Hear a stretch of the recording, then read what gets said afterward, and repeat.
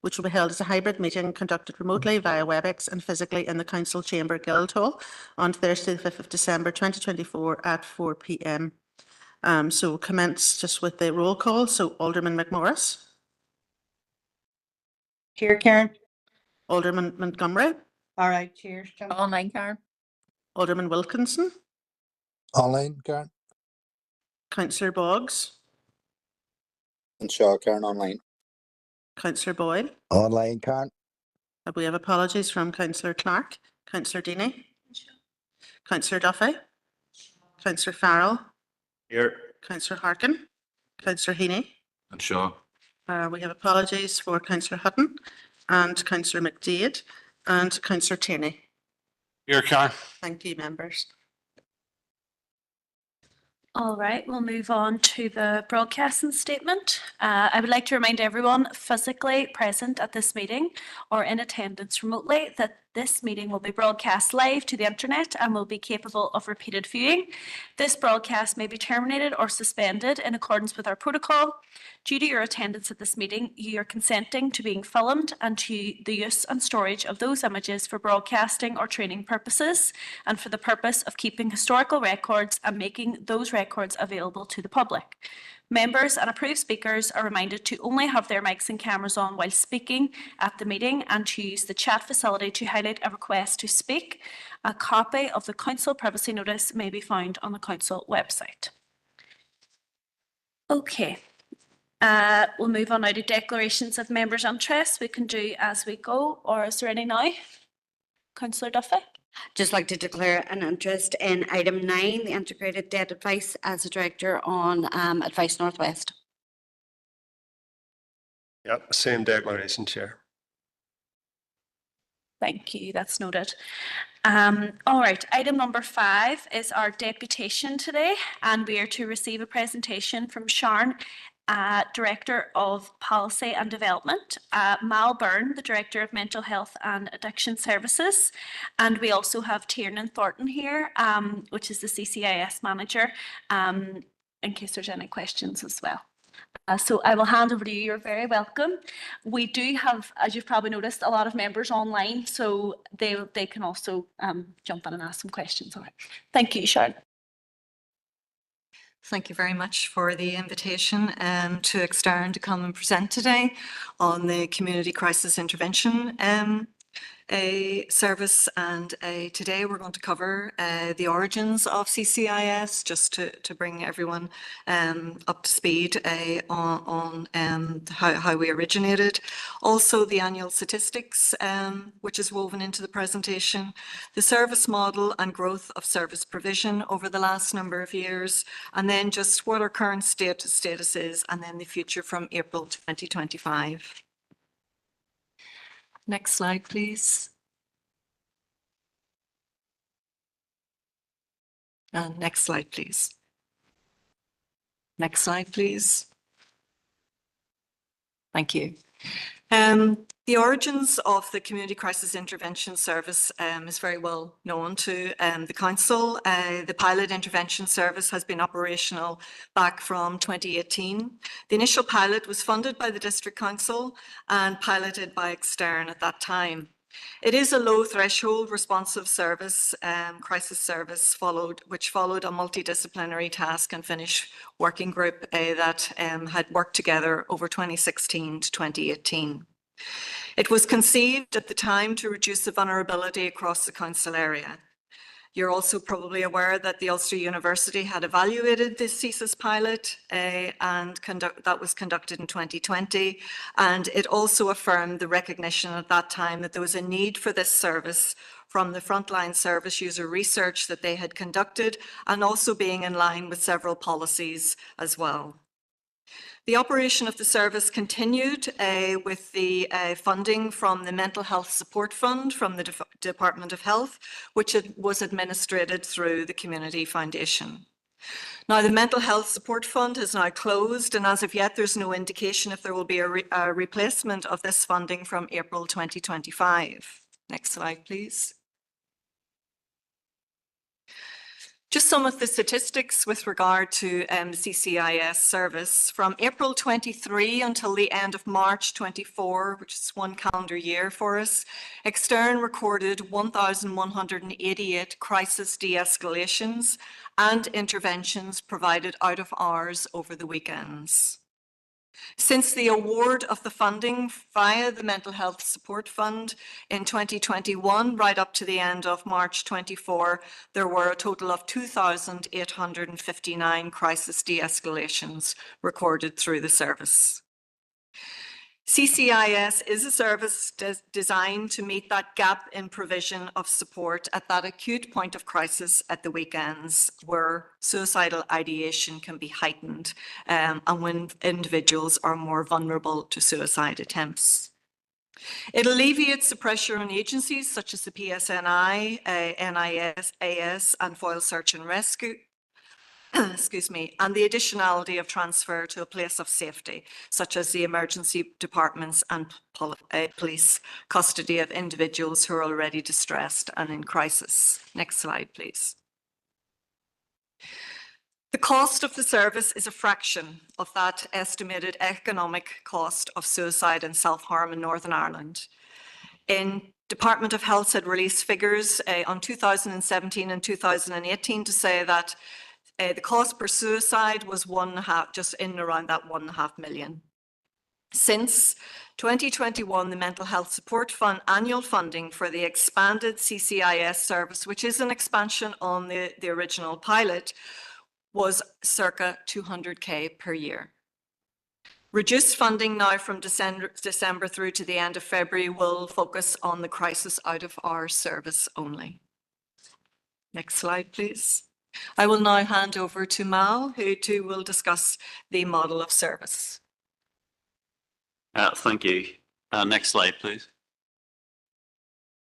So the actual model of service is around preventing and reducing suicides and trying to save lives. The work based around immediate crisis intervention, so people are ringing in to the line and getting to speak to staff. Obviously, it's an out-of-hours weekend service, so it covers periods that other services, day services, obviously don't cover.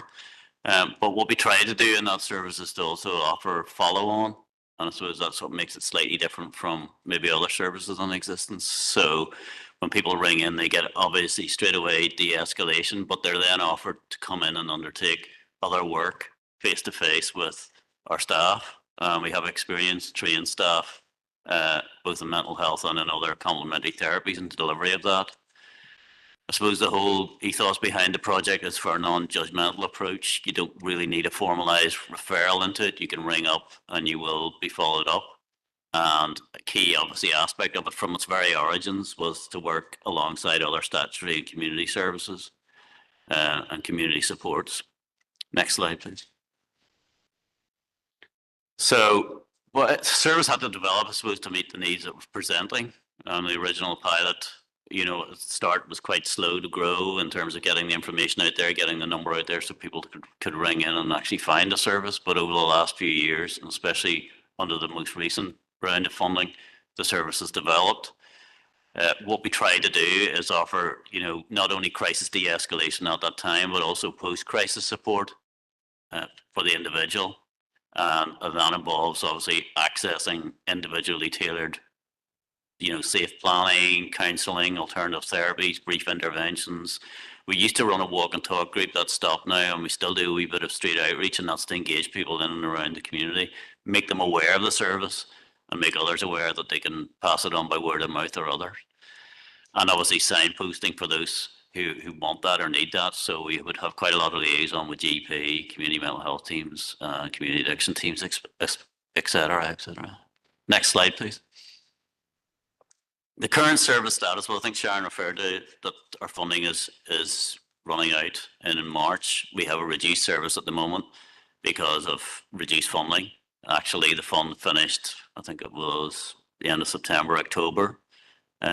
So we've had to reduce slightly some of the actual services that we've offered. But again, you know, what we're doing for people is you can't just reduce that service overnight. So we're continuing to offer the complementary therapies and the access to other interventions rather than just concentrate solely on a phone intervention, which other services do have, like Lifeline and stuff. So we are in a situation, I suppose, where we have worked hard to integrate ourselves into local communities, working with other statutory agencies. You know, initially there was a steering group set up to oversee CCIS and how that would work. And then whenever we moved under the current round of funding, that changed. But currently, you know, we have developed good referral pathways in local areas. We have direct contact from individuals who are in need, and you know, we have good social media and internet access so people can actually access the service. Next slide, please.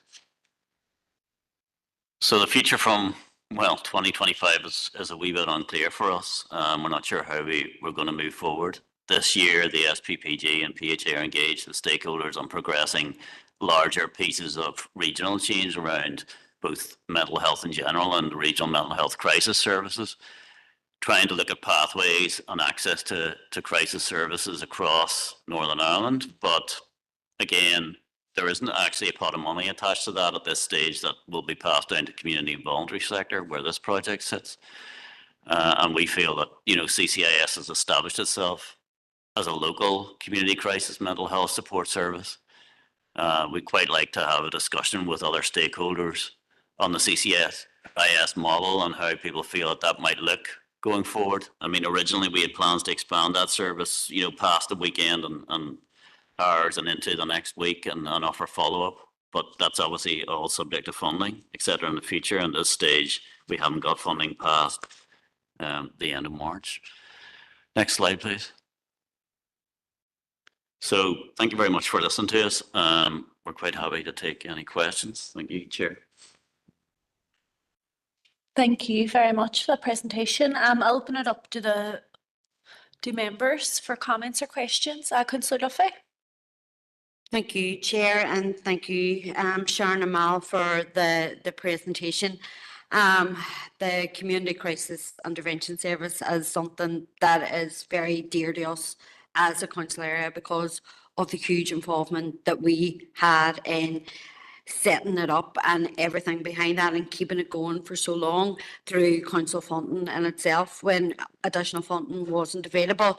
Thankfully, we do get regular updates in relation to the service through our civic forum where we get regular presentations.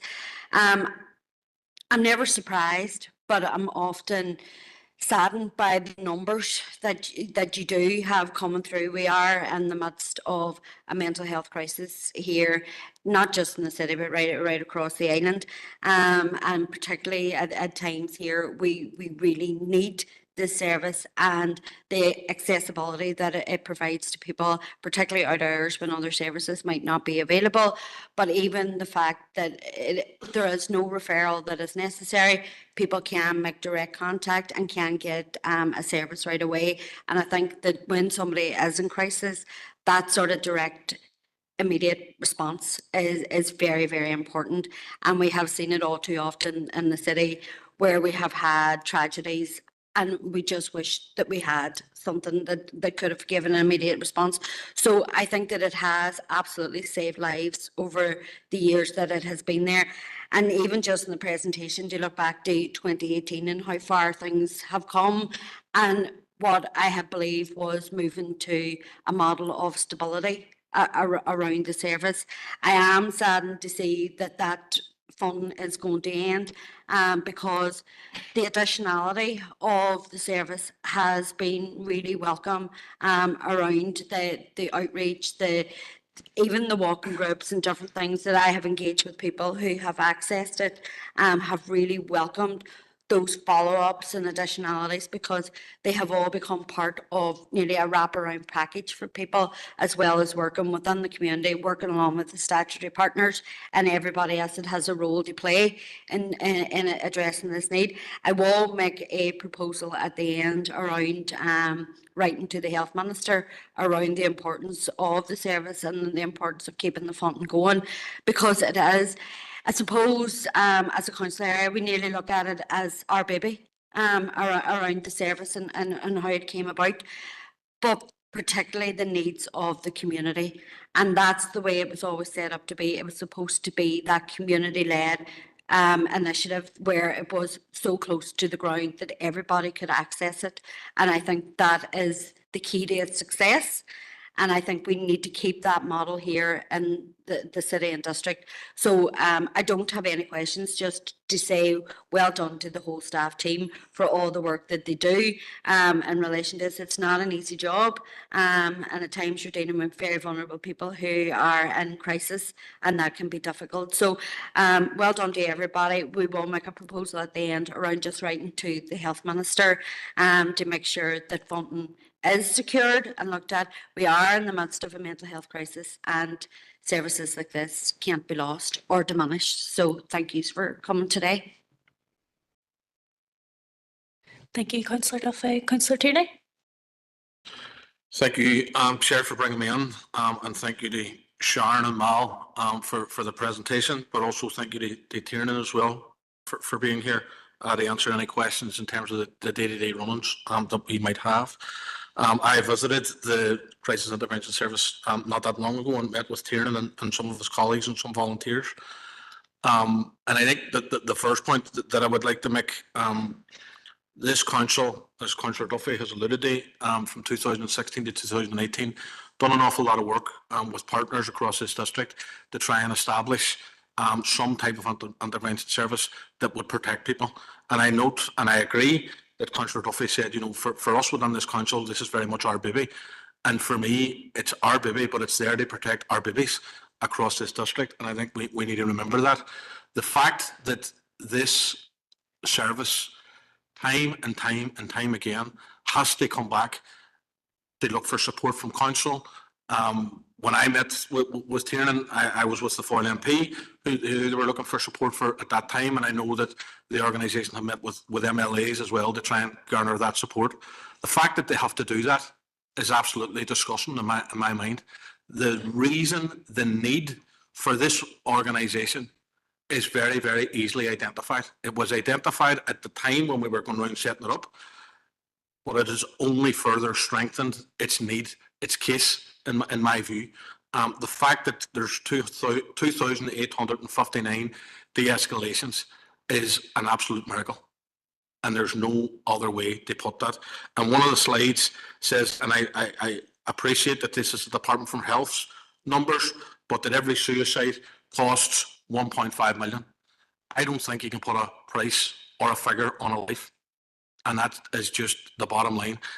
Every suicide is one too many. And whatever we can do within this council as a collective body to support you to continue this vital service, and the fact that, you know, it's reduced slightly is, although I think Mal put the word slightly in to be polite, if it's reduced in any way, it's too much, because I can't emphasize enough the need for this is clearly demonstrated. Unfortunately, it's clearly demonstrated. I know that Mal also spoke about regional mental health ideas that are floating about there. The reason that this pilot scheme was set up in the first place is because we had heard all those regional ideas before, but they weren't materialising. And this council at that particular time had to do something to protect people across this district. And that's why this organisation was set up. It doesn't fill me with any confidence that we're now saying there's regional mental health ideas out there. It really doesn't. The fact that this council a number of years ago declared a mental health emergency, and one of the main organisations, along with others across the district, who are tasked to support people and to tackle that problem, is currently running, looking for funding, and has no assurance of the future. It's just not good enough. I don't know. I spoke to some of the staff, as I've already said, but living on this shoestring of funding can't be good for their mental health either. And what we need to do is we need to find some way to ensure and to protect this organisation and the service that you provide across this district. I know that Councillor Duffy has said that she has got a proposal And we'll wait to see what that is. I've no doubt that we'll support it, but we'll wait to see what that is. When I was mayor in 2020, I met with the health minister every 3 months at that particular time. And it's when that organisation was given 3 months funding after 3 month funding. And in fairness, it was Robin Swan at the time, and he was very, very supportive of the organisation, and he was doing what he could. But we need something better. And I suppose, whilst writing to the health minister, and I appreciate that I haven't seen the wording of the proposal, but whilst writing to the health minister is a good idea, and definitely that's where the funding should be coming. There's no doubt about that. But I suppose my only real question from you today is, what do we need to do to support you? And, you know, whilst I agree with writing to the health minister, is there more that we can do to support you and to support the service? Because that's at the bottom line where this is. And if you don't mind, Chair, I would like maybe an answer to that before we go to any proposals. But look, on behalf of the SDLP, I sincerely thank you all for the work that you do, and whatever we can do to support you, we will absolutely do. And I share your frustration around the funding situation that you are constantly finding yourselves in. Thank you. Thank you, Councillor Tierney. I'll take Councillor Harkin and I'll come back to your question. Councillor Harkin. Thank you, Chair, for letting me in, and thank you to Sharon, Mal and Tiernan for being here today, and thank you for the work that you do, because the statistics that are in the report are very, very alarming, to be quite honest, and it's disappointing that it's on that scale. But the fact that you've been able to help so many people shows the necessity of this service, and that's why we need to protect it and keep it. We are in a mental health crisis, and it's absolutely unfair to yourselves, the people that do the work at the Crisis Intervention Service, but also people who depend on the service, that the funding is constantly under threat. And I feel like, in my short time here as a councillor, it's been on numerous occasions right now where we've had this, and we've had a kind of last minute push to try and make sure the service is protected. And I think, look, there's big plans at Stormont and properly fund mental health, but it's not happening on the ground yet. So while those plans are being developed or not being implemented, we can't take away existing services that people absolutely need. So I think that that's the message that needs to come from the council today. I'll be happy to support a request to the health minister calling for funding, and we need a more adequate form of funding that isn't running out every couple of years. But I'll be happy to hear, as Councillor Tierney said, if there's other requests, because I do think that, if we need to mobilise around this, I think it's absolutely crucial that we do, because there's too many services that Derry is threatened with losing. Whether it's our radio station, our electoral office, vital mental health services, we just can't afford to lose any services, and that's not to negate other services, but they're all needed. And I think that's I think we have to send that collective voice. So there's already a reduction in services, which isn't good. And, we are here today, and I think what goes out from here today will be important, because a letter from the council will be good, but what else do we need to do? Do we need to start thinking about talking to other organisations and raising the alarm about the future of the service? Because I do think if you weren't there to talk to those thousands of people, what would have happened? And that's the way we have to look at this. So, I'm very thankful you're here today, but this is urgent as well. Thanks. Thank you, Councillor Harkin. I'll come back and let you respond, and then I'll take another 2 members.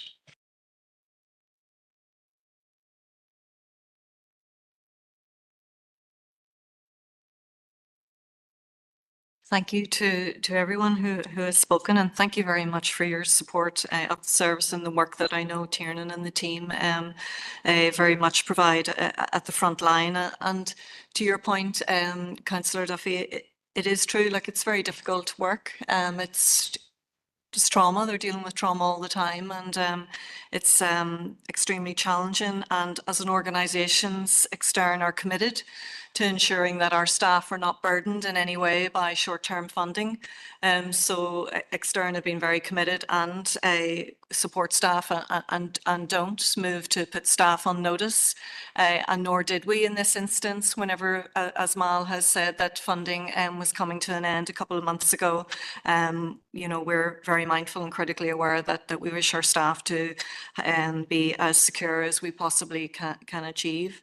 It has taken a lot of work to be able to sustain the service even on a more basic, on a reduced level right through to the end of March. So to answer the questions today, it would be very much appreciated any letter of support to support the service, and also just the council is a key stakeholder in this service, and I think having something from yourselves about the origins of the service and really the statistics that we've shared today, and we're always very, very happy to go before anybody within the Department of Health with any case studies, or our team to go before them and present on this service. But I think there will need to be a mobilisation around this in the early part of the new year, because every time we come to a cliff edge funding, I've spoken to both and happened to speak to Robin Swan whenever we were at the round of council, party conferences back in the autumn. And I know I met with some of you as well, Councillor Tierney, and thank you very much for giving of your time whenever I spoke to you about the crisis that we were facing. But you know, we're always faced with, well, we need to find the money for that, and it's just not acceptable. It always seems that this pot of money for this service has to be found from somewhere, and longer term funding is needed so that we can properly then develop the service. We have very much, with restricted funding, developed this service, and Tiernan and the team have really developed great initiatives as Mal has outlined. But that has very much been in response, that is innovative through the response to the needs that are being presented to us.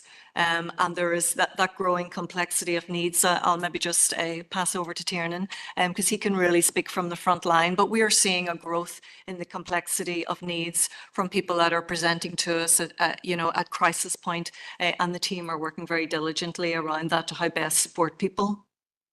Tiernan.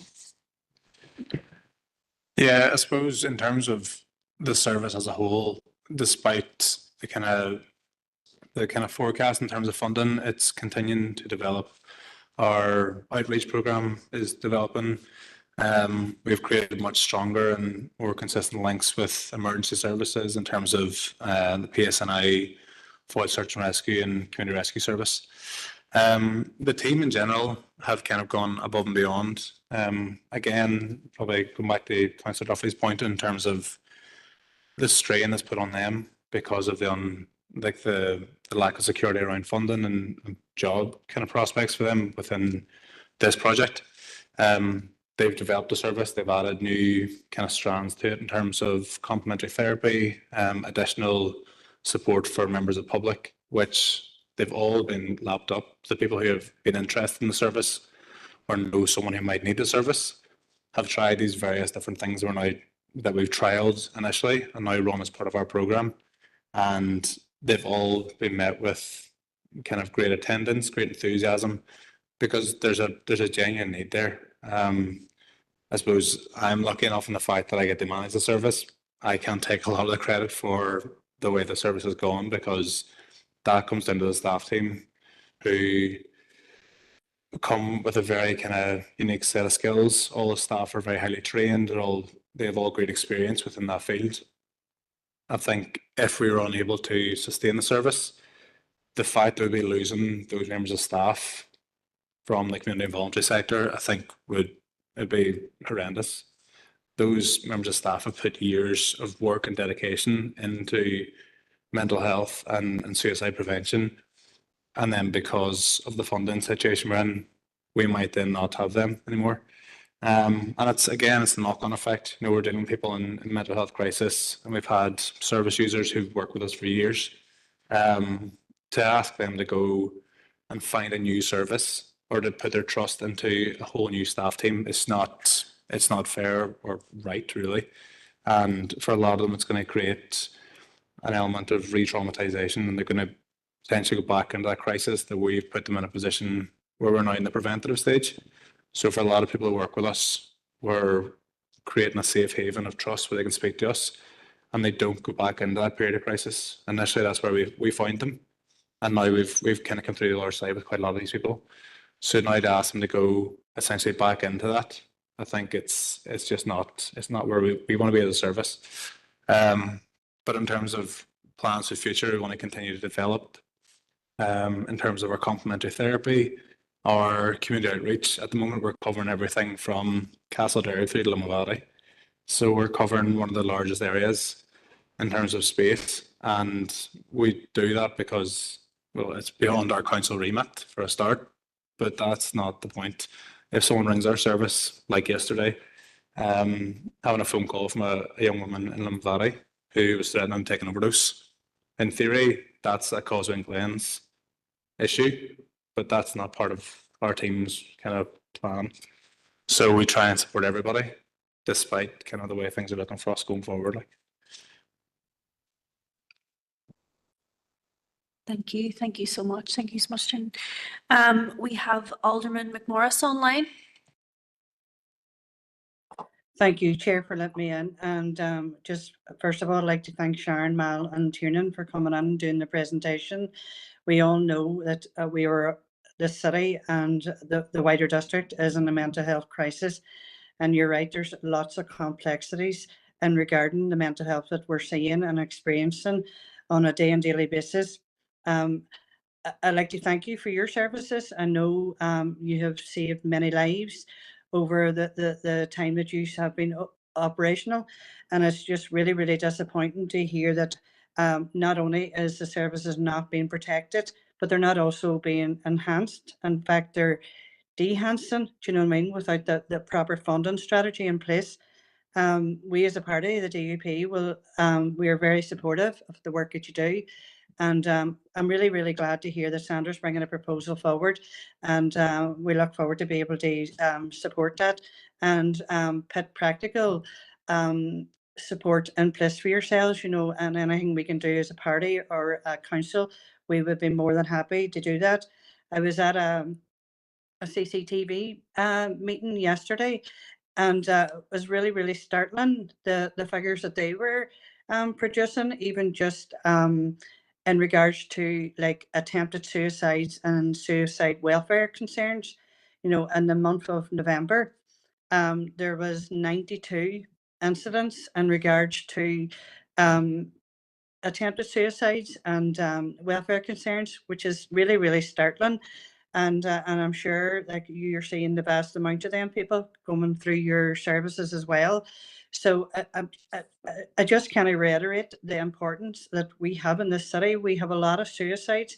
We had a young guy from Eglinton go over the bridge there recently, do you know what I mean? And we need to be proactive and being able to intervene with these crises and help these people. And you're right, Tiernan, you know, asking these people to change services now at this stage is detrimental in their journey to recovery or getting the help that they need. They have built up respect and trust with the workers that you have through your centre. And to ask them to go and relive their trauma, just even to explain how they're feeling and their experiences, is just putting these people all back to a place where we don't really want them to go. You know, we see the struggles on the health service and you know, charities like yourselves, and yeah, and look, we're more than happy to support any support that we can give to you. And thanks for coming along. Thank you. Thank you, Alderman McMorris. Alderman Hussey. Thank you, Chair, for the opportunity. And apologies for missing the early part of your presentation. It's regrettable that you have to be here and coming along to seek support for a service that should be mainstreamed, a service that should have multi-year funding. If we are to recognise, and we say we recognise the health crisis, if it's recognised, it has to be addressed. And clearly, there's a shortcoming there. I know that Robin This was something that he did care about, but budgetary constraints and all the rest of it. I know the current health minister has a concern on this as well, and I'm quite content with, I've seen the proposal that we should be writing to the health minister, and I have addressed the issue with him before on the wider mental health issue, which is not being addressed in the West properly. I thank you for the interventions, and I'm aware of, you've mentioned Castleberg right through to Limavady, I'm aware of interventions that have meant that there are citizens still with us in our community, and that, thank God for that. One thing I am concerned about is the recognition in the general public of someone who may be considering taking their own life. And I say that as my own young brother took his own life. And I was socialising with him the days beforehand. It was over the Christmas period. And I didn't see anything. And that, that's 40 years ago. To this day, I still have that in the back of my mind. What did I not see? What did I not recognize? And I ask myself, is there anything that you think you could be doing to assist the general public in the area of recognition of circumstances for people that they would associate with, to direct them to services and help them in the crisis that they are in internally? Because quite often when they're in that internal situation, the surface is bubbly and gay, and it's not deep depression. It's, I'm enjoying my life and things are good. Leave me alone, I'm top, I'm great. But in reality, they're not. So it's the recognition of that state of mind that somebody has got into. Thank you, Chair. Thank you, Alderman Hussey. I'll come back to yourself, Sharon, just before I take the proposal from Councillor Duffy. If there's anything you want to respond to, Alderman McMorris and Alderman Hussey.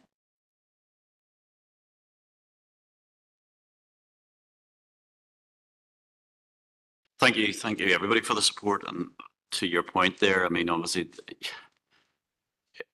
you're right, that outward presentation of someone appears totally different to the inner turmoil, and then obviously the actions that respond after that. And I think it's very difficult, some of that work, in terms of identifying when somebody's in that level of crisis, and that is a problem. I think there's been some campaigns around talking to people, having that conversation, checking in with, especially around men. There's been quite a lot of campaigns and about having that initial conversation with people to see if they're really okay. But yeah, I mean, it's a very difficult question, and obviously I can't answer that question now in terms of everybody, but there's obviously more publicity needed around that. Can you have conversations with your friends?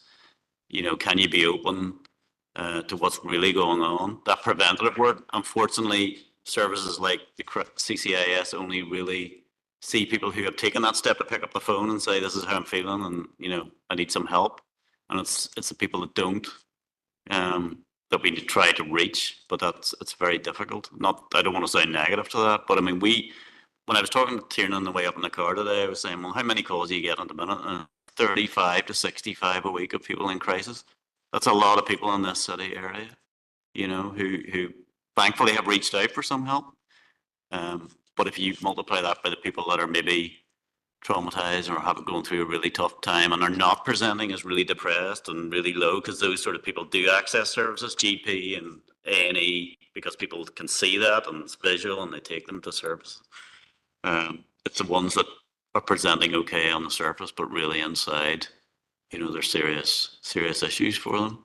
And those are the ones we need to try and reach. And I think it's about, governmental approaches to this and how you can get those conversations started.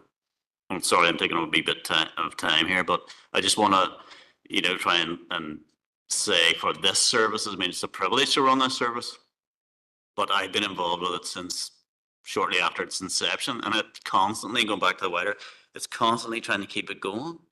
You know, it's one of the only services, I suppose, that I would oversee that we constantly, every 2 or 3 years, it's like, you know, let's go and speak to MLAs, health ministers, write letters, try and get them. You're right, that's not right, and that's not right for the people who are benefiting from it or who need it. And it's not just about extern. This is about whoever would run a service like this. It's not right that constantly is about to end or could end. So I suppose one of our asks is, I mean, the support is great, and writing to the health minister will be great. It's about keeping the council involved, I suppose, in this, and that's one of our asks. You know, sort of, will people continue? Because we will face this again probably in February and March, unless the health minister turns around and goes, well, here's £200,000 to keep it running for next year. But, you know, realistically, that's quite an ask. So it would just be to keep everybody as involved, because you're right, this is about the people of the city of Derry. So I'll stop talking now. Thank you. Thank you, Mal. Councillor Duffy, do you want me to come back to you on your proposal? Thank you, Chair, and thank you again to Mal and Sharon and Tiernan. I have sent Paula a short proposal. I have shared it with the members as well. So just hoping that I get a seconder for it. You said there a big ask, 200k. Not that big ask, in my view, to be honest, when it's for such an important service and what it does in terms of saving lives. So I think in terms of the proposal, it's reasonable. And I know that Councillor Tierney has a short amendment, but I need a seconder for the first bit. I'm happy to second. Thank you. So look, I don't feel the need to say much more. It is what it is. We're looking for the health minister to come up with the money that we need to ensure that there's no detriment to the services that we have here in the city and district. We do have a mental health crisis. The service is a vital element in how we go about trying to address it and protect people and make sure that they have a safe space when they're in crisis. So I'm happy with the proposal as it is, and thanks again for the work that you do, and thanks for coming in to the council today.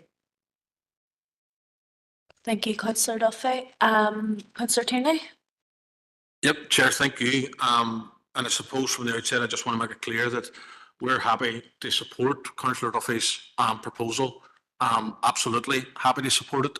The one thing that I think, there's a number of things that I think is important coming out of here today, but one thing that I think is important coming out is we're all united, and that there's no politicking or anything like that being done, and that's not the reason behind my amendment. I think Mal summed up the reason for my amendment better than me, and the reason for it is quite simply to keep council involved, and that's just the bottom line of it. I couldn't tell you how many things that we discuss in this chamber or within our own communities around funding programmes, and at some point or another, they always find their way going towards Stormont, and at some point or another, you get a letter back or word back that there's no funding and it can't be committed. And for many things, it's understandable, and they have to spend money the way they can in the most sensible way. I get all of that. This is too important to us, and I don't want, coming out of here today, a letter going up to the health minister for him to write back in maybe 6, 8, 12 weeks time to say that there's no funding, and then we're at, pardon the pun, but then we're at crisis point and we have to act. So I think the best people to lead or spearhead this sustainable funding model is the people here who understand it, who actually set it up. And we go and we take it and we demand that whatever the funding model is that we come up with the relevant partners, and we demand then that it's matched by government. And that's the only reason for it, is because I want to make sure that we don't take our eye off the ball and leave this to the last minute, because as I've said already, I've been through this 3 or 4 times with this exact service where it was last minute, and I don't want that to happen. So that's the only reason for the amendment. I fully support Councillor Duffy's I've no issue with it at all. This is just I suppose, for us locally, to add that wee bit of extra security that we can keep an eye on this and make sure that it's moving in the right track. Thank you. I need a seconder, obviously, but thank you. Councillor Farrell, seconder, and Councillor Duffy, you're happy enough to adopt it? Yep. So are we all in agreement? Yeah, online? Perfect. All right. That's great. So we'll get that letter sent off and we will work with the relevant agencies as well, Councillor Tierney. So I just listening to everybody else there, sorry, those stats are shocking. 35 to 65 calls a week. That's so shocking. And it does just show that we are in the midst of a mental health crisis, and we need this community-led service. The points that Councillor Duffy made about your staff, it's like, well done. I can't even imagine being in that position. They must be really, truly amazing people, Tiernan. So, and I think it shows we're all very dedicated here as a council to do whatever we need to do. So please keep in touch, and anything at all you need, just lift the phone. We're here to support. So, so I think that is us. Unless there's any other comments, are we happy enough? And thank you so much for coming on. Thank you, and anything at all. All right, we will move on then to chairperson's business, and I have Councillor Duffy first. Thank you, Chair, for allowing me in, and I will be brief in relation to this. I just wanted to mention to the committee that this week is Homeless Awareness Week, and I think that it's really important that we as a council give mention to it here in the chamber.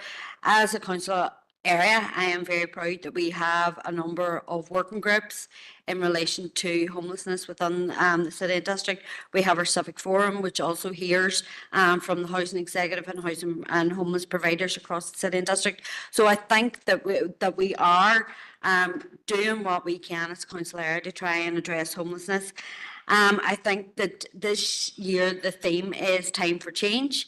And I think that I have been working in the homeless sector since 1998. And in that time, I have never seen it so bad in terms of the crisis that people are facing. In this council area, we have over 6,000 people who are on the waiting list. But as well as that, we have over 200 people who are in temporary accommodation, and those people are quite vulnerable and in need of support. So I want to put on record this Homeless Awareness Week my thanks to the temporary accommodation team within the Housing Executive and to the homeless providers right across the City and District who work tirelessly to support very vulnerable people. And we are, Homeless Awareness Week is always this time of year, and it's a time that you can pull on people's heartstrings, but homelessness doesn't just happen in the weeks before Christmas. It is a time when you think about it, because families who are homeless and in maybe temporary accommodation or in hotels can't put up Christmas trees, they can't cook Christmas dinners. And that to me it's a sad indictment of where we're at as a society. I want to actually put on record as well my thanks to the Minister for Communities, Gordon Lyons, for the additional money that he was able to find through the monitoring rounds for homeless services. There was 3.7 million for homeless services and 3 million for the Housing Executive. But I do have to say, for the homeless services, it's not additional money. The services are already there and operating.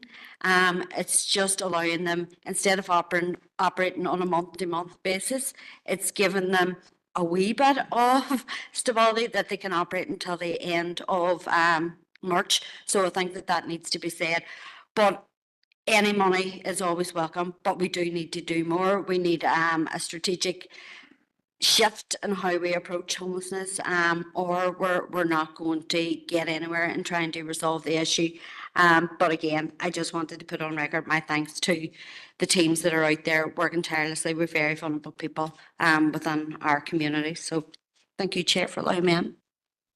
Thank you, Councillor Duffy, for raising that. It's very important. Councillor Harkin, are you looking in on this?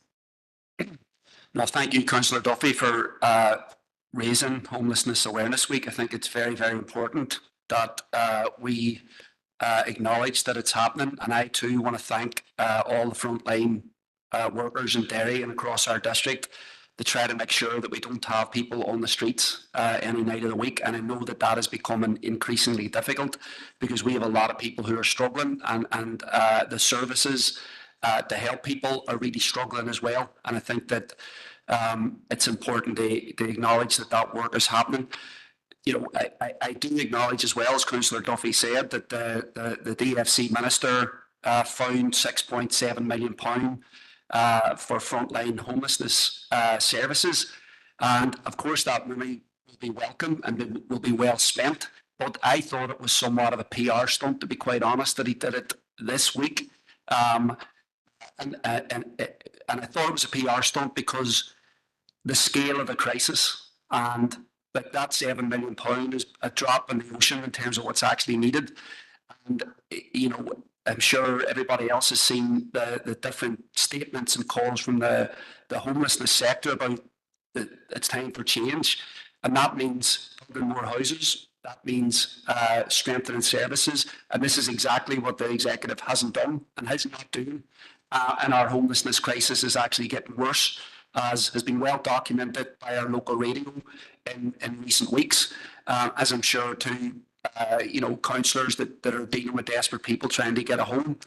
And look, nothing in terms of the demands. You look at the reasons why people are being made homeless: rising rents, you know, no action by the executive. It's putting people out in the streets. The lack of housing and the inaction of the executive just gets worse and worse.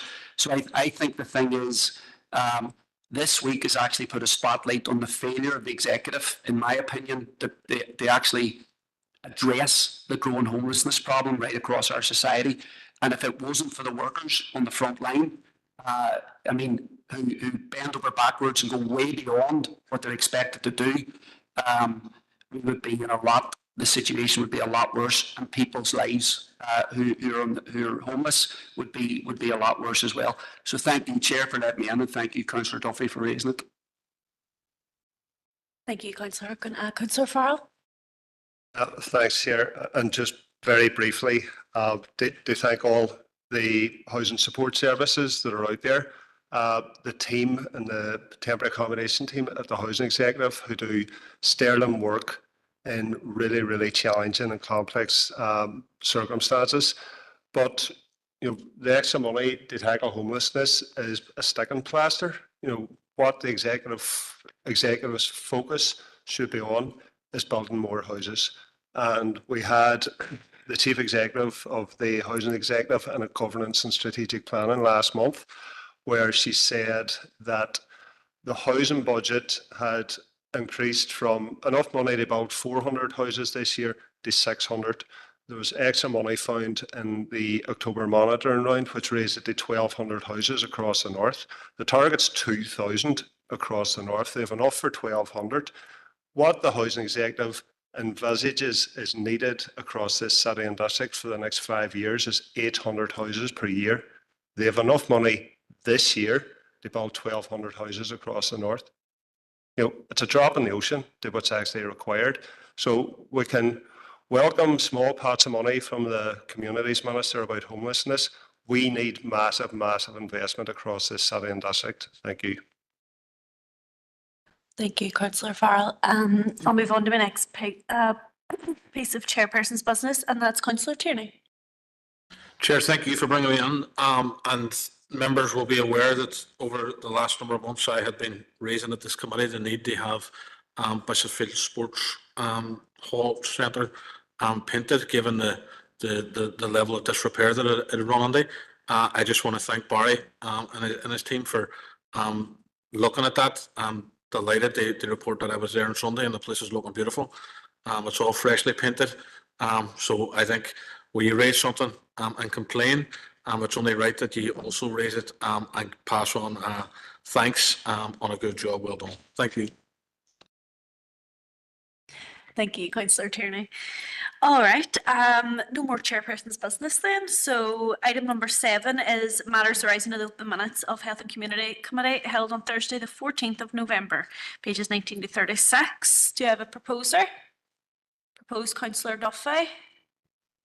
Seconded, councillor. I know I was just going to say something. Sorry, matters arising, sorry. Proposed, councillor Farrell, seconded by councillor Heaney. Okay. And do you have a matter arising, councillor Duffy? I do. I have two matters arising. The first is the e-bikes and scooters. I was just looking, HC 27824. I see that was raised at our last meeting here. Unfortunately, I was not at the meeting, but we have since had a PCSP meeting where the issue was also raised there. And I just want to say that there is supposed to be some sort of media posts going out from the PSNI and the PCSP in relation to the legalities of e-scooters and bikes, because we are running into the Christmas period where parents maybe, or Santa might be bringing them. So I think it is important that we put that post out there.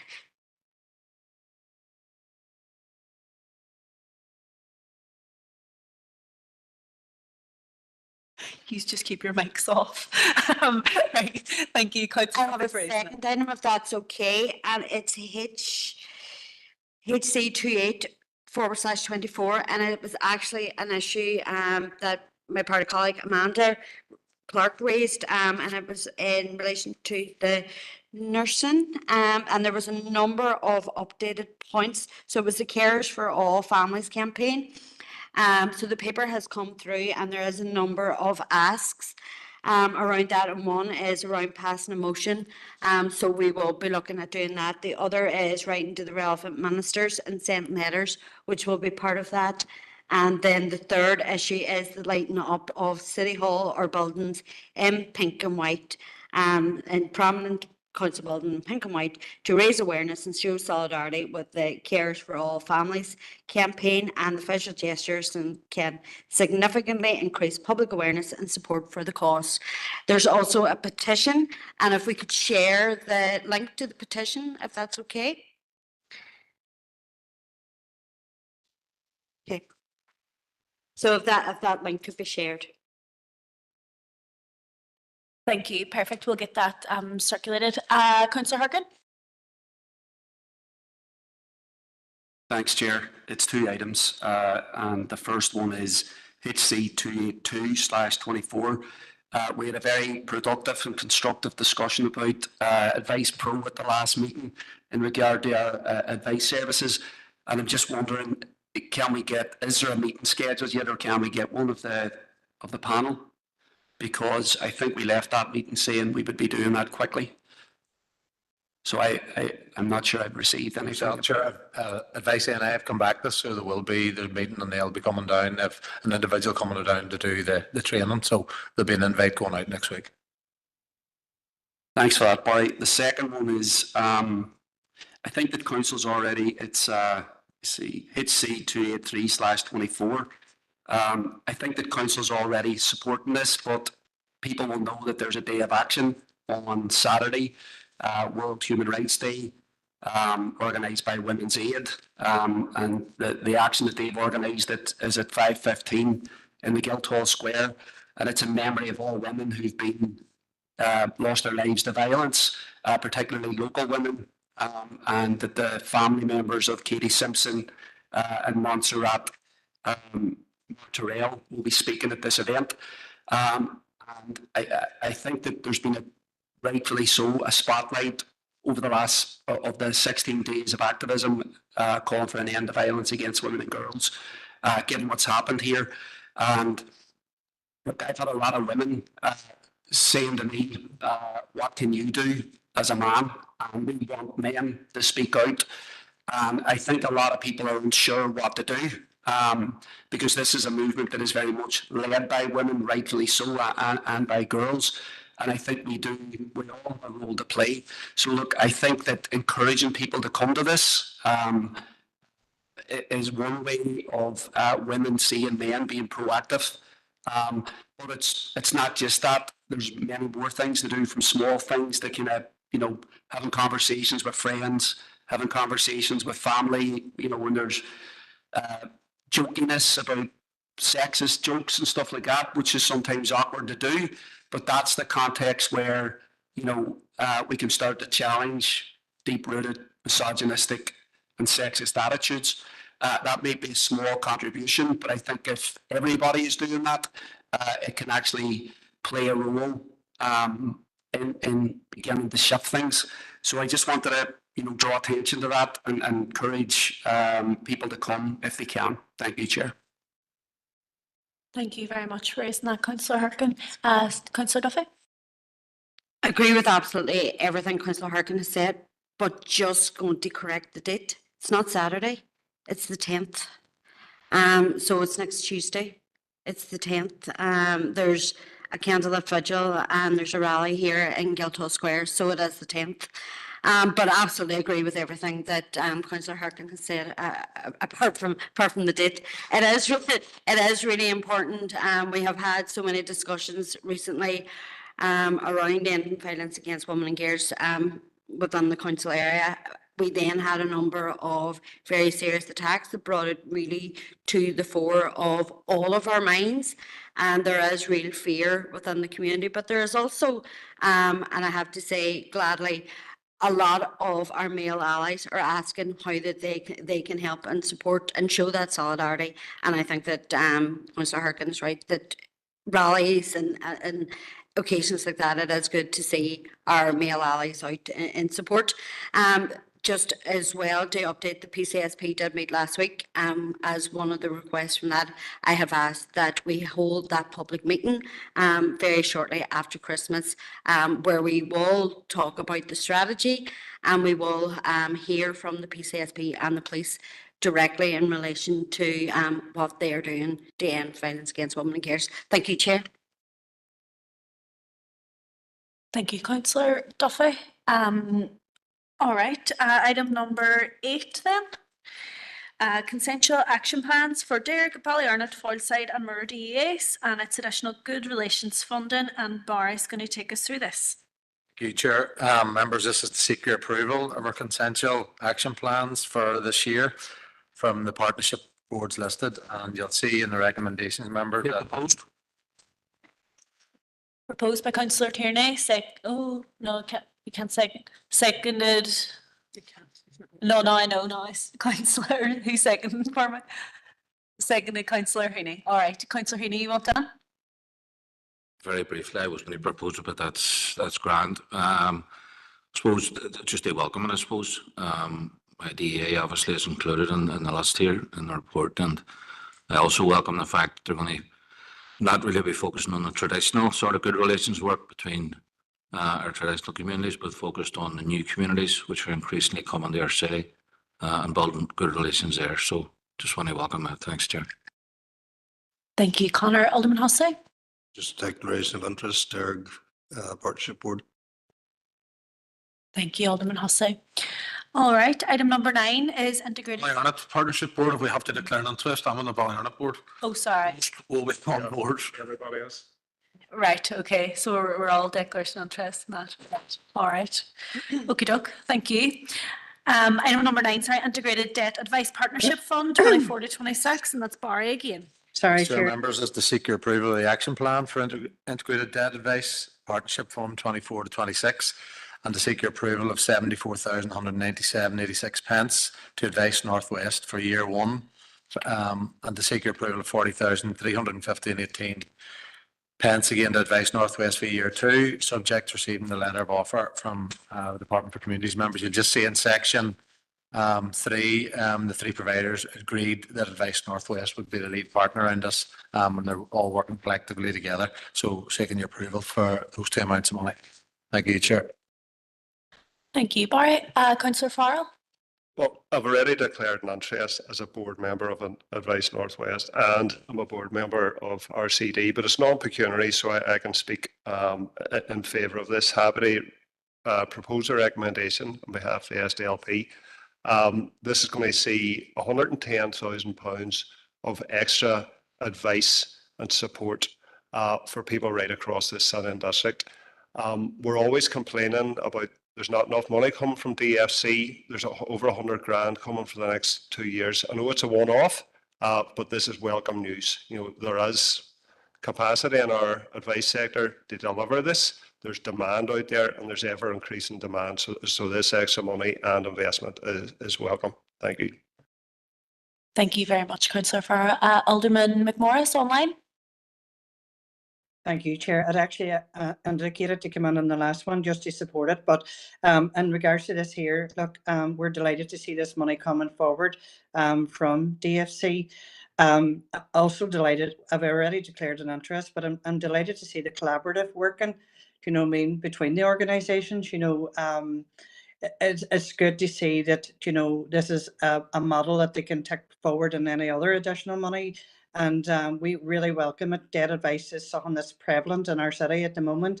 And any more investment into that is only good news. But well done to the partners for working together. And yeah, glad to support it. Thank you, Alderman McMorris. Are you happy to second? I am, yeah. Perfect, thank you. So proposed by Councillor Farrar, seconded by Alderman McMorris. And Alderman Hussey, would you like Anne? Thank you for the opportunity, Chair.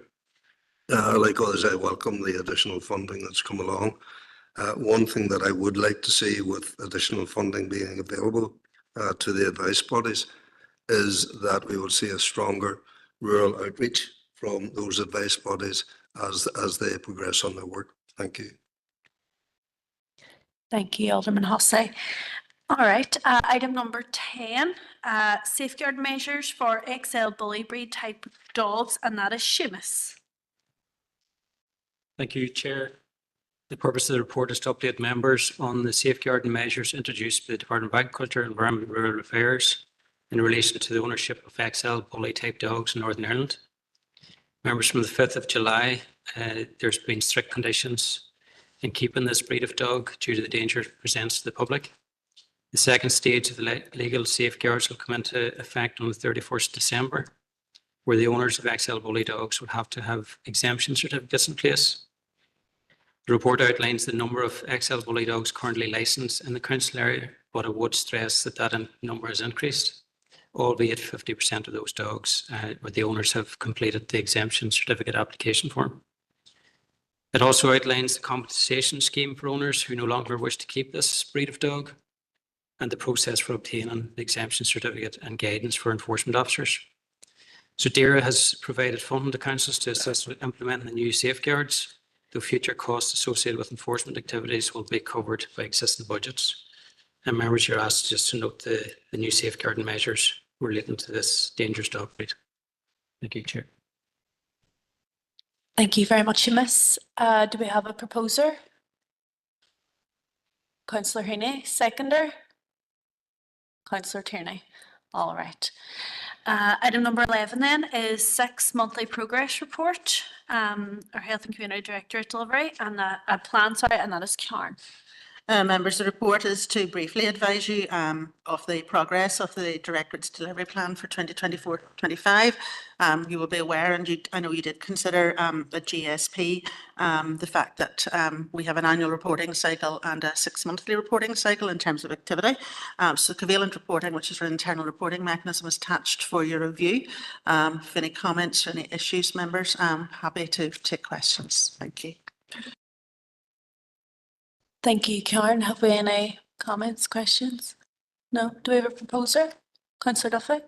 Just a comment that when I was reading the paper, I was struck with the significant amount of work that has been ongoing. So just to congratulate the department for the work that they're doing in relation to the many different issues that are contained within the report, and obviously happy to propose it. But just to put on record, thanks to the Directorate for the work that's going on, and it's good to see such good progress on most of the items. So thank you. Thank you, Councillor. I was just going to say the same thing. Thank you. It was very detailed. Councillor Tierney? Just to say similar, Chair, and thank the entire Directorate for all the work that they're putting in. This committee and the officers attached to this committee are often the ones that are seen out and about in our communities and working with people in our communities to deliver not only the services internally, but also to support the delivery of services in our communities. So it's great to see there's lots of work being done on it. In my view, tackling a lot of the big issues that we see, you know, when you talk about community development and the PCSP element of it, the sports and recreation element of it, and all of that combined is really, for me, the part where members of the public actually engage with council or see the benefits of council support. So I think that's all positive and all very, very good. So just to congratulate and thank the director for all their work. Thank you. Thank you, Councillor Tierney. Are you happy to second? What? Are you happy to second? Yep. Yeah. Your mic's still. Aye, happy to second. Okie doke. Alderman McMorris online. Thanks, Chair, for letting me in. And just I want to put it on record, our thanks and appreciation to all of the work that Karen and her team has done. The report was very comprehensive, and it's good to see so much work. You don't realise how much work it is done. A lot of it we don't see, you know, coming forward, you know what I mean? So this report gives us a good reflection on the things that you do, Karen. So our appreciation and thanks, just to put that on record. Thank you, Alderman McMorris. Okay, we're on to open for information, and I'll just run through and stop me if you want to talk on any of them. Item number 12, Alderman Hussey. Thank you, Chair. So my first query would be, or my first comment would be, I notice it's 50 plus. For some of us, 50 plus is not old. And I do notice a reference there to an over 50s reference group. Just a wee bit more background information on that group. I welcome the fact that the funding is spread throughout the DEAs, because of course the isolation issue is one that can be prevalent within the rural community, and given the areas that have to be covered, you know, it requires a greater attention.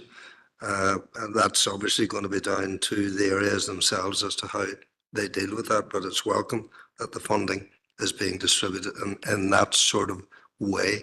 But I trust that those administering the funding will be aware of the geographic areas that have to be covered within the rural scenario as opposed to the urban scenario. Thank you, Chair. Thank you, Alderman Hussey.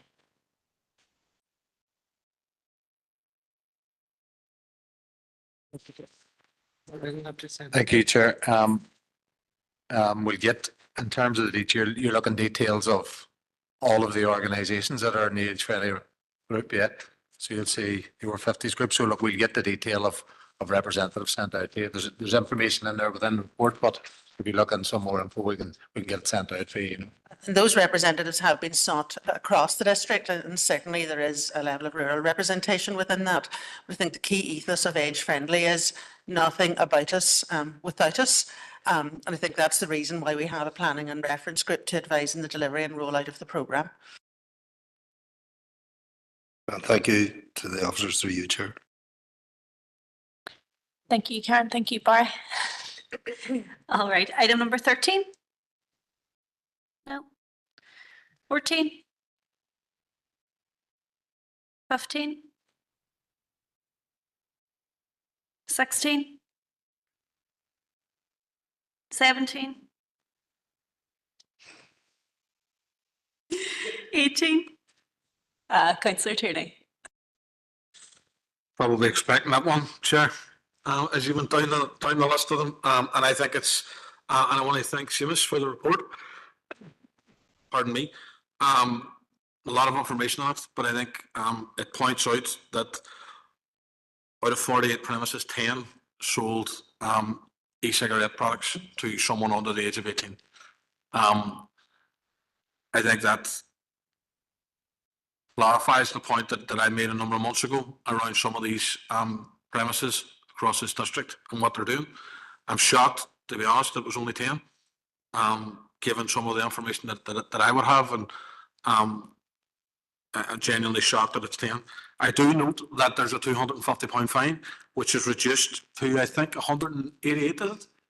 87, wasn't for it, 187.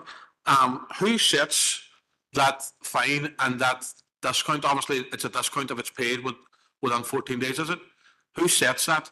And in terms of, like, we obviously have a duty, a statutory duty to carry out this test purchase. Are we working at that we meet the figures of our statutory obligation, or are we able to go over and above that where we find it necessary?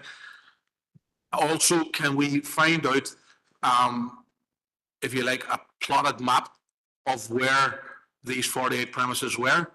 And I would be keen to know the time that these premises were tested, because I think that's going to be key to trying to stop the sale of these products to people underage.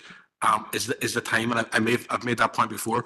Whilst I welcome that there was test purchasing carried out, I genuinely don't think that we should be just stopping at our statutory obligation and leaving it until next year, because between now and then we have no idea how many young people are going to end up addicted to these products, and the time in which some of these premises are open, in my opinion, is absolutely shocking. And I've made my feelings around this clear before, but I believe that they're only open to that time. They only sell the related products that they sell to attract young people into their premises. Their premises are decorated in a particular way which is attractive to young people. So the timing of this, I think, is going to be key of this test purchasing. So I would like to know that information, if that's possible, Chair. And I'm happy if you don't have it at hand, that they send it on to me as well. We had this discussion just before as well, Councillor Tierney, surrounding the fine and everything you've just said. So I'll pass it over to Seamus. Thanks, Chair, and thanks, Councillor Tierney. I suppose I'll try and answer a couple of questions there. The first one relating to legislation, the fixed penalty notice is set in statute, which councils cannot change. And second query, in terms of test purchasing exercises, they will continue, albeit we do have a service level agreement or contract with the PHA, but we will continue to investigate complaints and respond to those, and also continue to test purchasing exercises. And if we need to shift the focus away from tobacco and more towards e-cigarettes, we can do that. And we will provide details of those premises involved, albeit we want to hold off until we just finalise the enforcement action relating to the entire test purchase exercise. There may be potential legal proceedings, and we'd only bring that back into committee following the outcome of that hearing. But in due course, we'll provide that information to committee. Thanks. Thank you, Seamus. Thank you, Councillor Tierney. Just one of the asks, just thank you so much for the piece of work, Seamus. It's not easy getting out to 48 premises, I'm sure, and it's just so concerning that there's such high numbers. And as you said, Councillor Tierney, it's probably shocking that it's not higher. Obviously, we're well aware of the health and environmental implications. Just to ask that we continue this piece of work, and another report's brought back in January, just to keep on top of it every month. And just that we're continuing to take that advice from our steering groups and all the rest, but happy that we've carried that out, and happy that we'll bring another report back in January. Do you want back in, Councillor Tierney? Well, following Seamus's response, I was going to ask, what's the plan to go forward? But if you're saying another report in January with more updated stats, hopefully there's not more updated, but if that's the plan, I'm happy enough. But are we, I know we've got a service level agreement. I think we should be investigating. Do we want to pull back, for want of a better word, on cigarette test purchasing and increase vaping products test purchasing? It would be, and I would have no statistics to back this up, but you see very little young people now running around smoking cigarettes. They're all smoking vapes and all of that. Is there You know, do we want to have a conversation around that?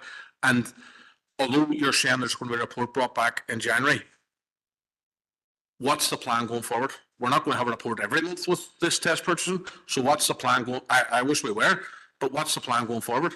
You know, how many do we have to do? How often are we going to do this? And again, you know, I can't stress this enough. What time of the day and evening are we going to be doing this at? Because that's key in this for me. Chair, a couple of questions there. I suppose the important thing to note, members, is a regional group sit and meet with Public Health Agency and try and coordinate a joint response in relation to issues that come up in both tobacco and e-cigarettes. So that group meet regularly and there's a work plan in place. And again, we take the advice and recommendations from the Public Health Agency as well. So we will keep you updated in terms of those discussions and what the proposals are, whether it's raising awareness, whether it's carrying out test purchasing, whether it's enforcement action. And happy to bring back an update report in January, though mindful that the test purchasing exercise, the next one isn't scheduled to March, but we can bring that forward if members wish so. And we'll have a look at resources in terms of how much members want officers to do. I know, I was just thinking that too.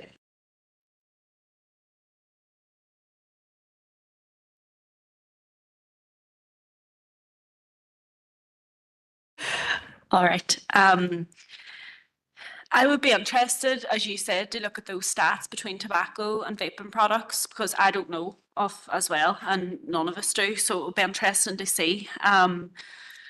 And just as you touched on there, Seamus, it's just vital we take that advice from that group and take the plans from the public health. I've said before, just that the legislation is going to inform regulation and we're going on what we have for now, but that'll be changing soon. So are we, I'm very wary, I just don't want to say when. I know you've asked that question, but about when we're doing it. And I'd be wary about having that conversation. I understand that, and I take your point, but and Jess said the contract offer earlier on. I'm pretty sure there's not too many 14 or 15-year-olds sitting watching this meeting to find out when we're going to be running around thing when. The shops me. No, all I want to know really is there an assurance from officers that this is going to take place after hours? Because there's no point in doing this during the day when children are at school. There's no point. It's the pipes after 5 that we do it, but we do not. Chair, very, very briefly, we're happy to look at the times, albeit there's probably an argument that a lot of the e-cigarettes are probably purchased at lunchtime with children at school. So there's an argument both ways and we can have a look at that. What I would say in terms of, we do notify businesses that we're going to carry out these test purchasing exercises. We don't say the date and time, but just in the interest of openness and transparency, they do get a heads up in terms of what the requirements are and that an officer will be visiting the premises. So you don't need to worry too much about it. Okay. Thanks, Chair. Are we content? Are we okay with that? Yes, all right. Okay. So item number 19, Alderman Hussey. Thank you, Chair, for the opportunity. That members will be aware that a television investigation into NI Water has revealed some extremely worrying facts with regard to that particular arm of government. And, you know, you have NIEA, who are producing a report here. They would also have responsibility in the areas that have been highlighted via that television report.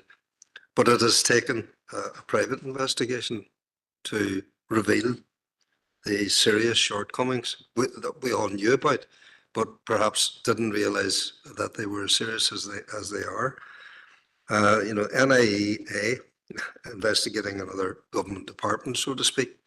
It's a bit like saying to a football team, right, can one of you guys please referee this game for us? And I do have concerns about just noting the report. There have been concerns in this council area about water quality, albeit water quality in the Foyle Basin or wherever, but just generally about water quality in Maboy and a whole lot of other issues. And I can't make any proposal on this. I'm not a member of committee, but just to note the contents of the report, is that enough? Should we be asking officers to look at the report relative to this council area and analyse, is it a true reflection of the situation that we have in our council area? Thank you, Chair. Thank you, Alderman Hussey. Councillor Harkin.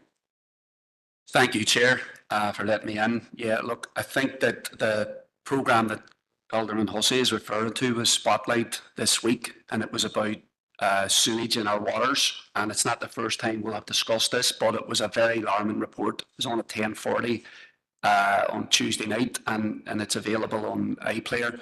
I would encourage anybody to go and watch it. It's shocking. And I think if you were thinking of getting into the water, it would make a lot of people think again.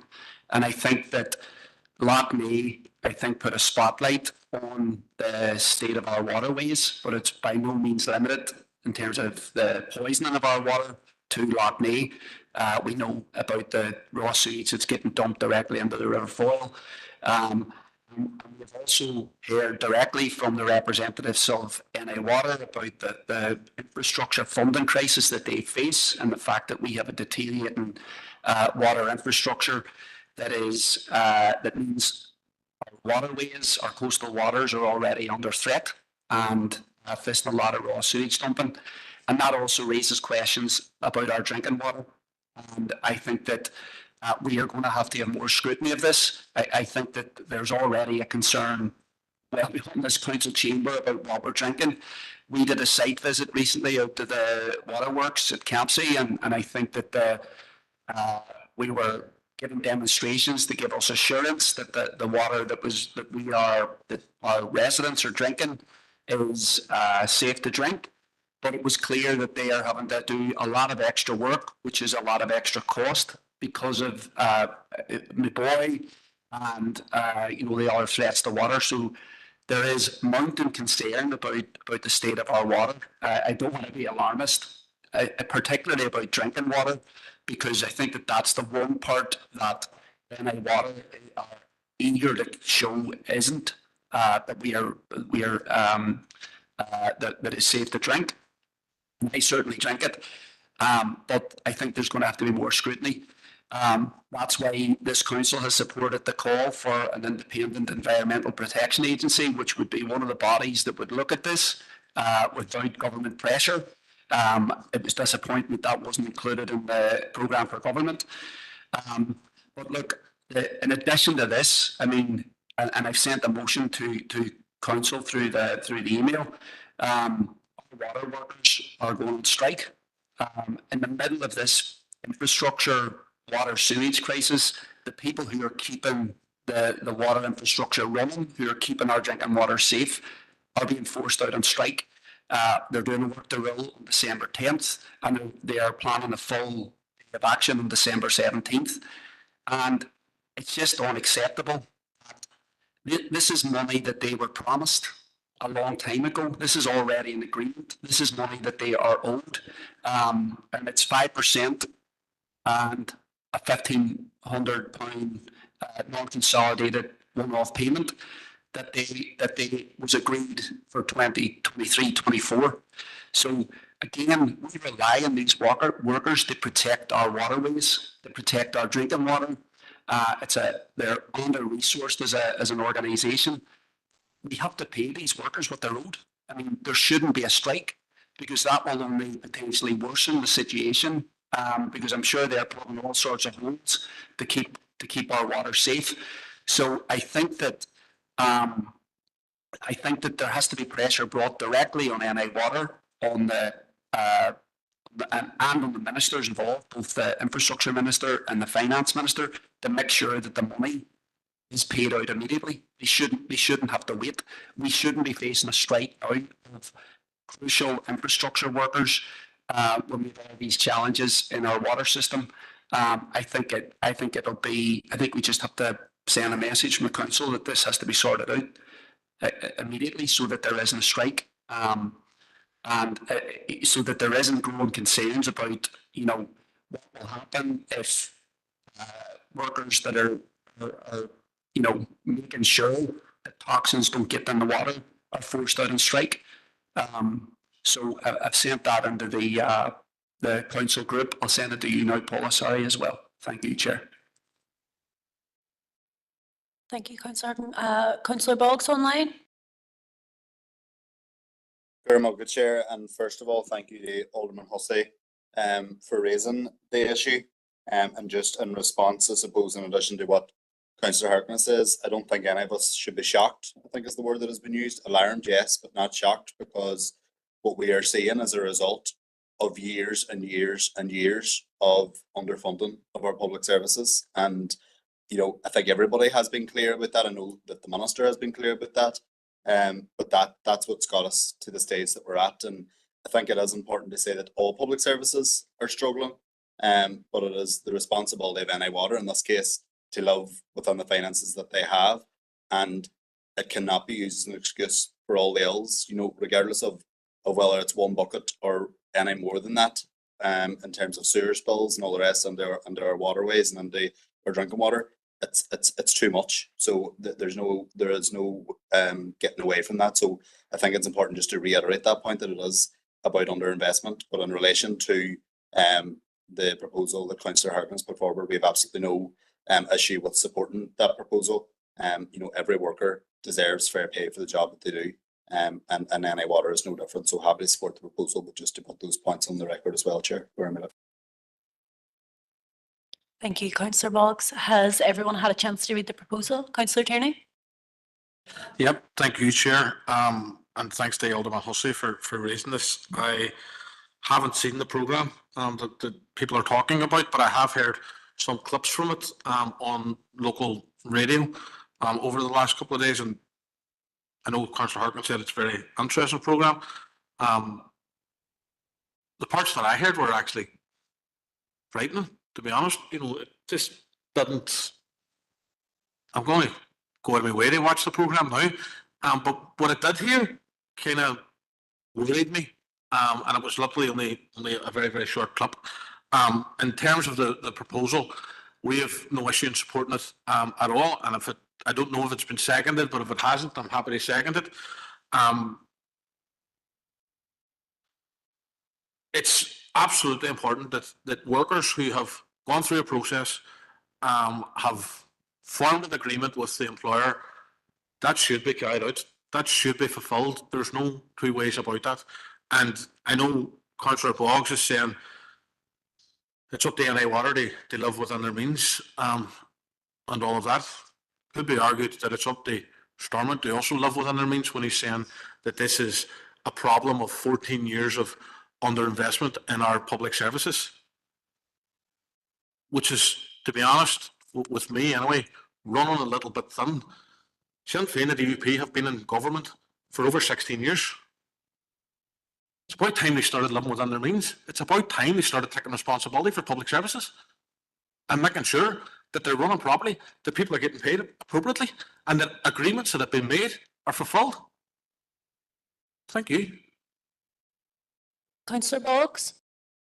Yeah, Chair, just to come back in, and I don't disagree. Sorry, I don't take back what I said originally, but it is good just to see in the last couple of minutes that it has been released that the executive has secured a 5% pay raise and a £1,500 one-off payment for NI Water workers. So, while we were calling on the Finance Minister and the Infrastructure Minister to work to that effect, I think it's now important that we reflect on those ministers being able to deliver that, and that the executive is living within its means, and where possible will support public services to the very best of its ability. And I ought to remind Councillor Tierney, and I don't want to get political on this because it is an important issue for the workers in NI Water and for the public in terms of a health and safety perspective, but his own party held the ministry for long enough as well, and we still have the same issues that we're facing now. So Councillor Boggs, I don't want to interrupt you. We're just really having trouble hearing you. Could you speak a wee bit louder?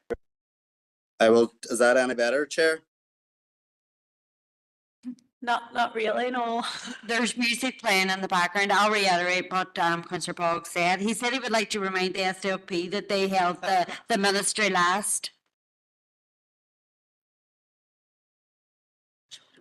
All right.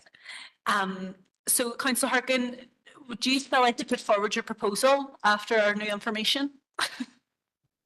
Well, yeah, because until the unions have agreed that they're going to call off their action, I think that we should pass the motion. I've been searching for that because I believe Councillor Boggs that something might have been announced in the last couple of minutes. Obviously, they heard about our they heard about our conversation and the motion here, so that's the power of a council motion. But I think we should pass it. Obviously, it becomes null if the workers call off the strike action, which I hope happens, because I do want the payment to be agreed as quickly as possible. Thank you, Chair. Thank you. Councillor Harkin, can I just say we can't send that letter out until full council and the industrial actions on the 10th?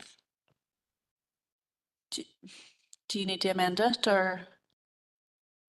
Well, I don't think we can amend it because that's the rules.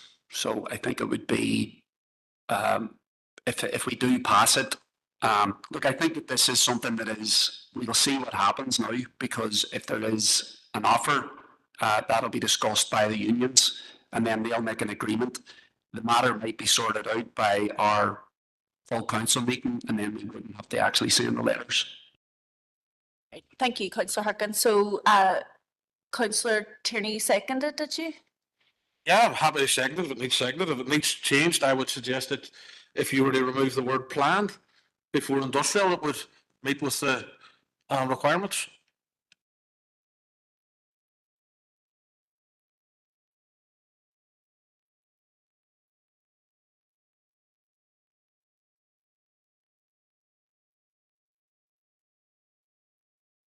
Yeah, can we do that? Thank you, Councillor Tierney. Thank you, Councillor Tierney. Are we okay with that, Paula? Yeah, we'll take that out. All right, so are we all in agreement? We're all in support? All right, perfect. Okie doke. Perfect. Right, item number 20 then is update on community toilet scheme. Alderman Hussey. Thank you, and Barry, you know where I'm going on this. I welcome within that officers are working towards design development of public toilet and the Castle site, Castle Park site in Castledurg, and look forward to that eventually coming to us. I suppose I'm really just seeking clarification on that particular element. Is that within the park or without the park, as to where that might be? I still have a concern about the signage, etc., with regard to community toilet scheme. Premises that I know, I find it difficult to see where the signage is. In fact, one of the premises still has a sign which, with regard to their toilets, which are in the scheme, simply says customer toilets rather than community toilet scheme. So, you know, I'm wondering what sort of inspection do we carry out on those who are in the scheme to ensure that they are using the correct signage available to those who would wish to use the facilities. Thank you, Chair. Through you, Chair, Alderman Hussey, there is annual inspections carried out of the premises participating on the scheme. If I maybe speak to you offline in terms of that particular premises, we can visit it and have a conversation with them. Secondly, in relation to the provision of public toilets at the Castle site, I anticipate that'll be brought back to the E&R committee in relation to the green infrastructure plan. Just maybe to clarify on that, the port will come back to ENR, but the two locations that are being explored in terms of feasibility are both within the park. Thanks for that, Chair. I just have one final one. I'm looking at the signage that is actually used. There's one, you're welcome to use our facilities. Is that signage available to somebody who is not on the community toilet scheme but would voluntarily allow their premises to be used?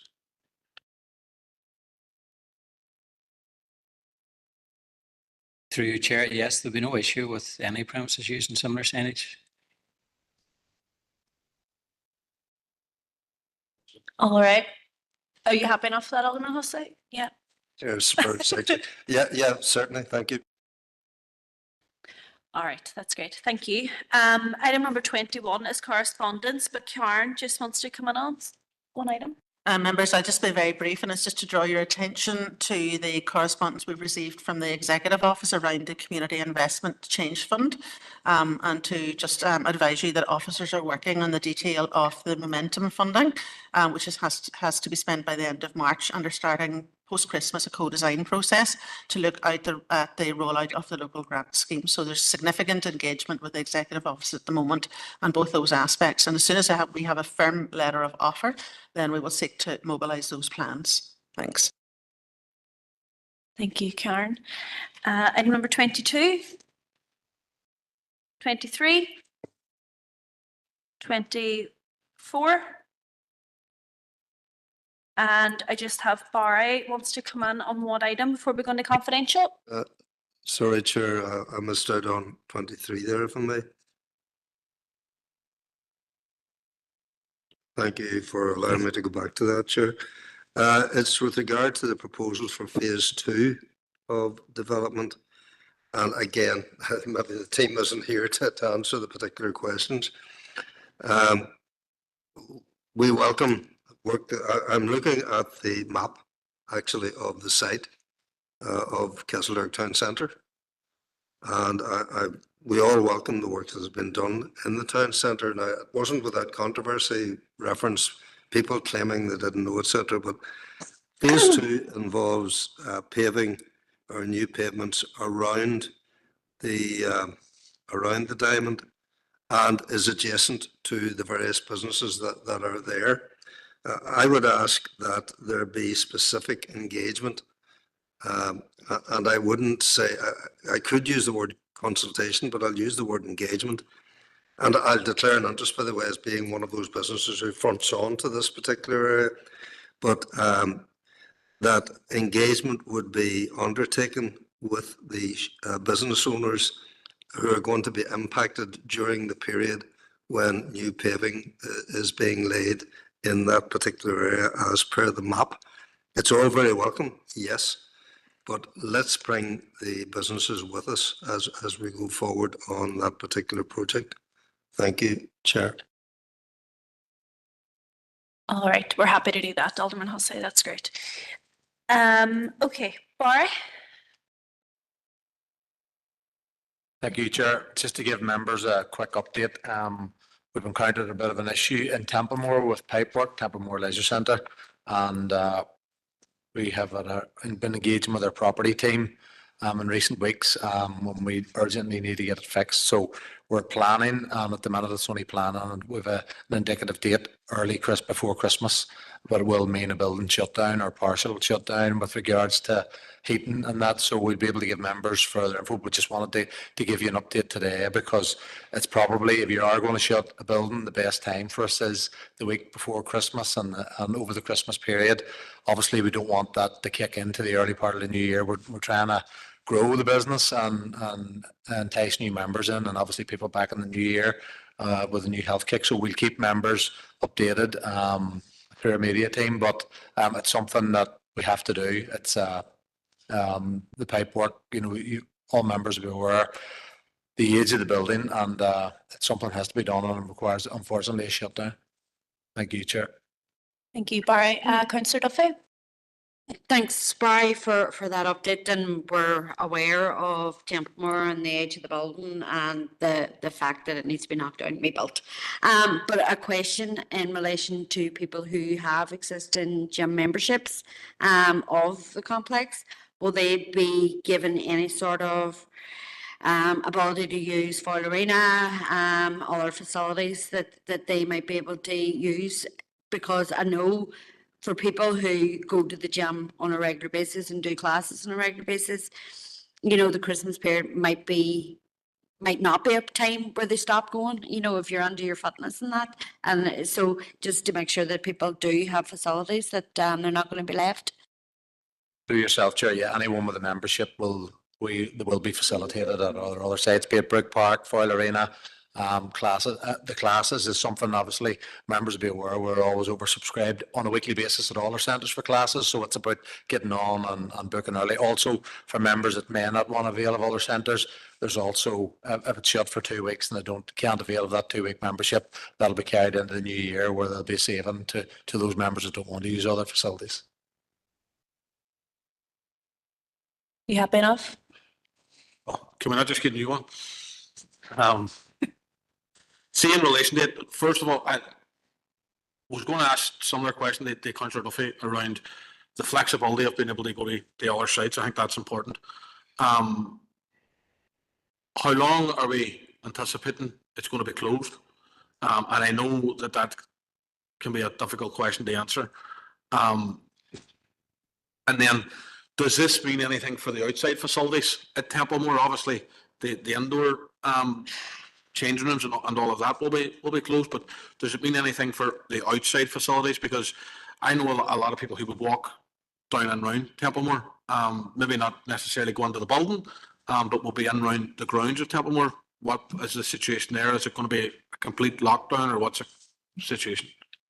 Through yourself, Chair, we've been given an indicative 2 weeks at present, but this is all reliant on supply chains and being able to get all the necessary supplies that we need. With regards to outdoor, members will be aware, even when we shut the buildings down during lockdown, we'd still staff in flushing the buildings and doing that, so it won't be envisaged that we'll shut down the outdoors. We'll still have our pitches, and the gates will be open and people will be able to do their regular activities. Thank you for that, Barry. One final point. It sounds as if this is, essential, and it's urgent. I suppose my question would be, how did we not see this coming? How is this not looked at within planned maintenance of the building? Why is it becoming, we have to close down? Through yourself, Chair, the particular issue with regards to the pipes, there was an issue that led our team to investigate this. This isn't something that can be part of it. We've had these are things that are well buried, and was only trying to address another issue that we've uncovered this particular issue. So it's not something would be part of the regular planned maintenance and the property checks. This is something because we were having an issue, we've encountered what the cause of the issue actually is. And again, it's back to the age of it, 50 years, or close to 50 years old. Thanks, Chair. Thank you, Barry.